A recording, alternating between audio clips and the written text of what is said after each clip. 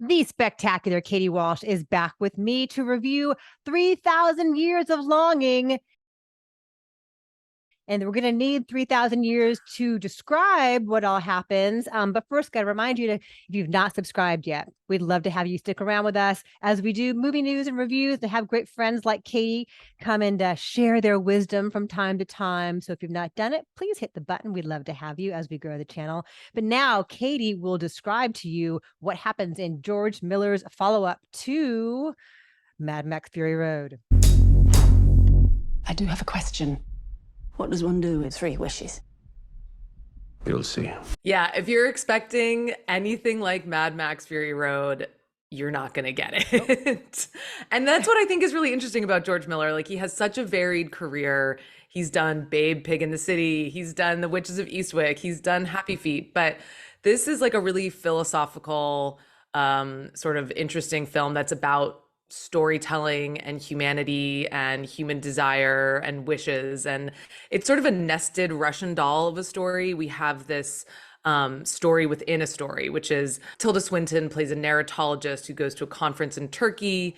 She buys a little trinket in a gift shop, and out comes a Djinn, played by Idris Elba, which is sort of like a genie. And he offers her 3 wishes, and she declines them because she says that usually these stories are a cautionary tale.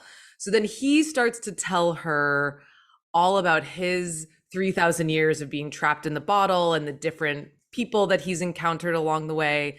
And then she, through that process of him telling her his life story, she sort of decides that her purpose in life is to love him.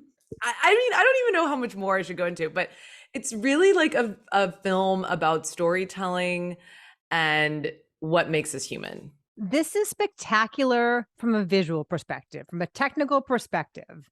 I was constantly dazzled by it in ways that are big and small.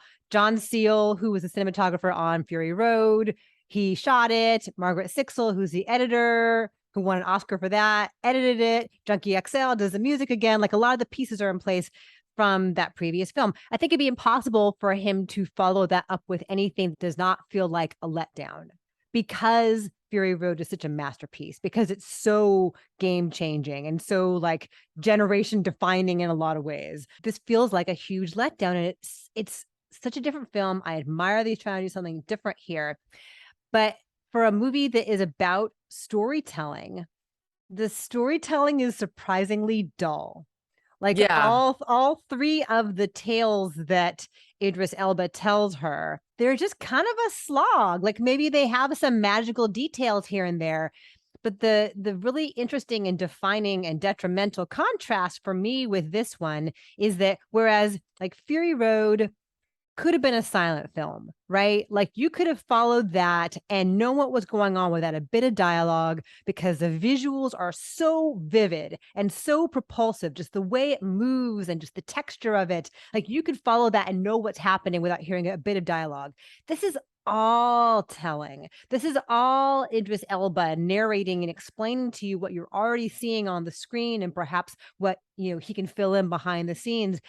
And it's so dull. I was really taken aback by what a step back this feels like by comparison. I don't really know what he's going for either. Do you know what do you think he is going for ultimately? I mean, I think that's the thing is like, well, first of all, I'll just say, like, he's filming Furiosa right now. Yeah. And if you want to take a break from the Namibian desert, going to a Turkish hotel room with Tilda Swinton and Idris Elba, just like sitting around in cozy hotel robes, like telling stories, it makes sense. That's a whole, you know, and I kind of appreciate that he is doing something so different. But at the same time, I do feel like it is in line with his oeuvre in terms of like talking about humanity and desire and like what makes us human, but in this very cerebral, very, very heady way. And I agree with you that I don't think that it leaves you with any concrete answers about what we're supposed to take away from this. And so kind of just leaves you adrift with a lot of like really provocative, interesting questions. And then maybe you can put things together on your own as to what we're supposed to take away from it, but it's not, it kind of leaves you without something to hold on to. I do think that this film has like more interesting things to say about storytelling and humanity and nuance in like a tossed off line than most films do. But I almost was like, wait, no, go back to that idea. Like she's giving a presentation at the storytelling conference, and I'm like, wait, that's so fascinating. Like I actually want to like rest there for a minute, and then it's just like on to the next thing. And so I do think that there are a lot of really interesting ideas, but I will say this is not a movie I would ever watch again. I think he wants you to watch it again is the thing, because it's so dense visually. It There's is so many dense, little yes. little knickknacks and like things in the corners and the colors, and it's constantly moving.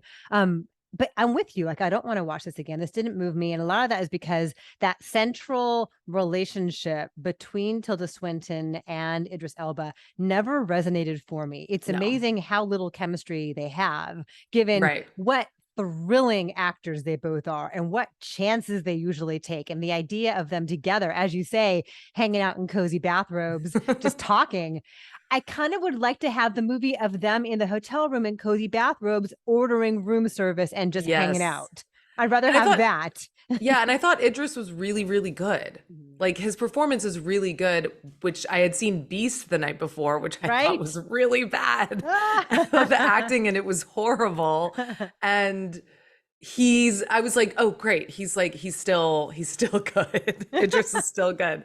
But yeah, it's a weird movie. I don't think that people who are going in with like Fury Road fire are gonna be happy. Yeah. So what is your number then? I'm gonna give it a 6.4.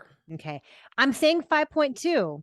And I'm sad to say that, because Fury Road's one of my absolute favorite movies ever. One of the ones that, like, when you're flipping channels, you'll stop on it and like be stuck the whole rest of the day watching it. And the rewatchability factor on it is so high. And yeah, I think it's like the greatest action film of all time. So it's the GOAT. It's the greatest of all time. So yeah, it's just a very different gear for George Miller. But we respect that.